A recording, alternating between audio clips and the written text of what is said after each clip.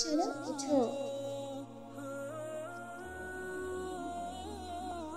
देखो जिंदगी पड़ी है अभी, एक ठोकर पे तो किस्सा खत्म नहीं होता ना।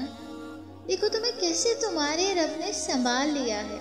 देखो कैसे कैसे वो तुम्हारे मामलात संवारता है। ऐसे वो तुम्हारी हथेलियों को खाली करने से पहले भरने का इंतजाम करता है।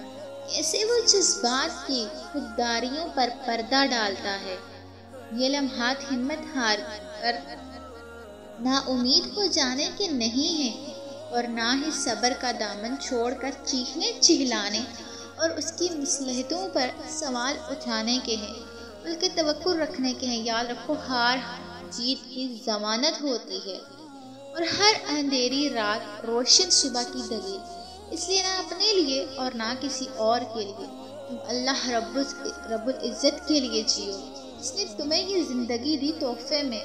उसकी मोहब्बत का हक अदा करो। छोड़ो मायूसियत और इन तन्हाइयों के डर को, सब अपने रब से कह डालो, फिर सब उसी के हवाले करके पुरसुकून हो जाओ।